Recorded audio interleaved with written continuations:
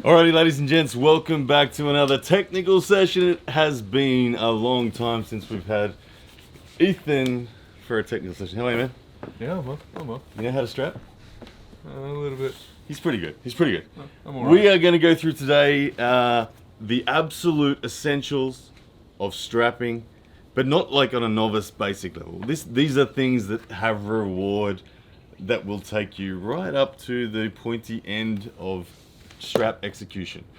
I consider everything that I'm about to say a must do when strapping. Whether you're a hooker, top roller, side pressure guy, king's mover, I don't really care. I think you're crazy if you're not doing all of these things. So I'm going to get rid of this so we can see my elbow as I'm talking. But first things first is to realize, guys, that the strap changes the feel of an arm wrestle. If you're already involved in arm wrestling, you well and truly know that. The key, you can defeat someone significantly stronger than you if you strap better than them. It will be that much of an equalizer, like a very significant equalizer if you strap better. The key to strapping better is to be connected and in a stable hand and wrist position. That is so important, that your hand and wrist feels stable and supported by the strap. If your hand and wrist feels like it's still unsure, bad day. So anyway, the first thing that I'm going to do when I come to a strap, now you just be a novice or whatever. Novice? Yeah. Okay. You're just going to be the dummy that I'm going to kick the ass of, all right? So the first thing I will do, first thing I want to talk about, you can come back, just go. First thing I want to talk about is pronation, okay? I believe pronation to be the most valuable of all fundamentals. Okay, you might disagree. It's my opinion. Pronation, if it survives, there's only one way to lose, and that's to be flop pressed. Okay, if my pronation survives, you have to flop press me for victory. So that's a very narrow corridor to get through. So I like to protect my pronation at all costs. So when we look at the anatomy of my hand and wrist, when I come to a table and I just put my elbow down square, I'm only half pronated. Okay. This is fully pronated, but clearly I can't come to a table with a referee and be strapped with my hand like this. It's not going to work.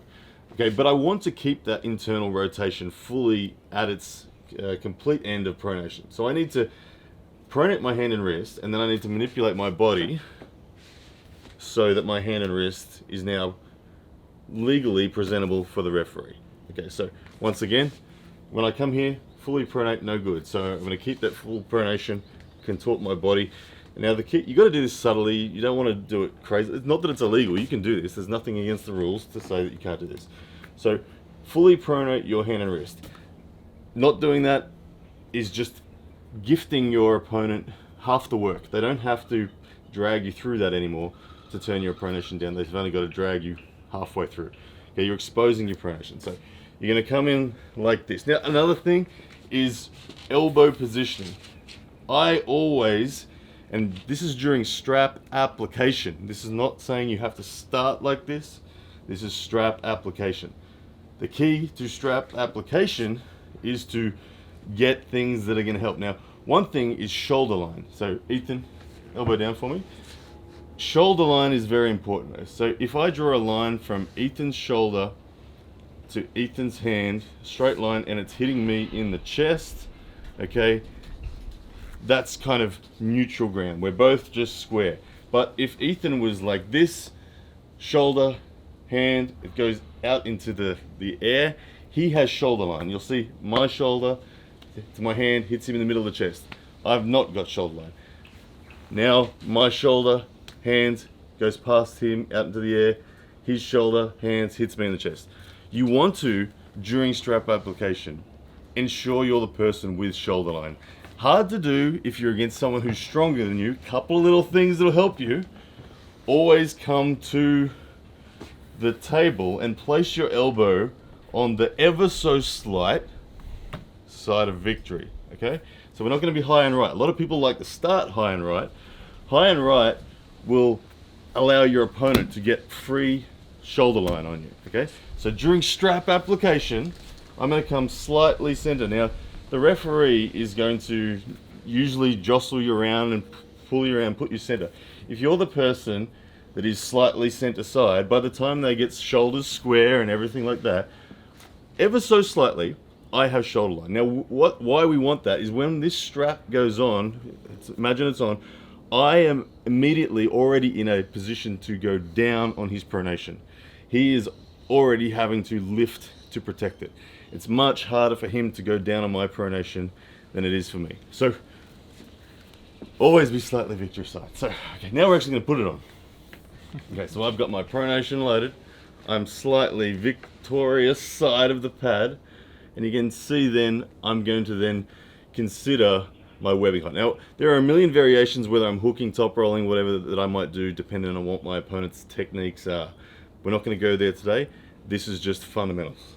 Okay, so webbing height and hand depth. Okay, like I said, there are variations where you might be running. Okay, but as a fundamental strength, realize that both height and depth will connect you and secure your wrist. So depending on which one you want more, go for a little bit more, but always essentially be deep and close to your opponent. Okay, my wrist is against his, I don't want a gap. If I put a gap between our wrists, there's not going to be stability in the strap. Okay, getting my wrist touching his wrist will give me that stability.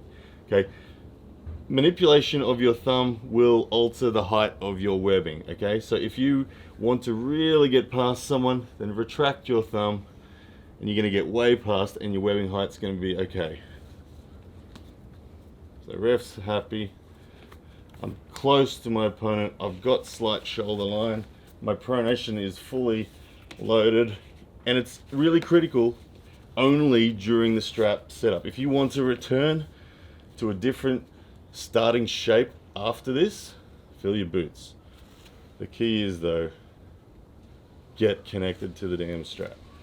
Okay, so that strap goes down nice and tight, and if you could just, I wish you could feel this, so damn connected to this strap. So then the referee gets a square or whatever. My wrist is just super secure. There's no slack, there's no sloppiness. I have a very even balance in my back pressure. It pulls through here whilst not leaving my hand vulnerable. As I said, shoulder line before, so I can get down pressure on immediately. My pronation is really secure, so if he is strong and slams sideways, it's my pronation. Right now it's my pronation that he can't get through. Okay, and every time he tries, because I've got great connection, his pronation actually starts gassing. And we get over here, and then you just do whatever you want and finish them. So do that, everyone, and then start there, and then add little variations based on your favorite technique and how to counter the technique of the guy you're up against. Well said, Ethan. Yeah. See you guys.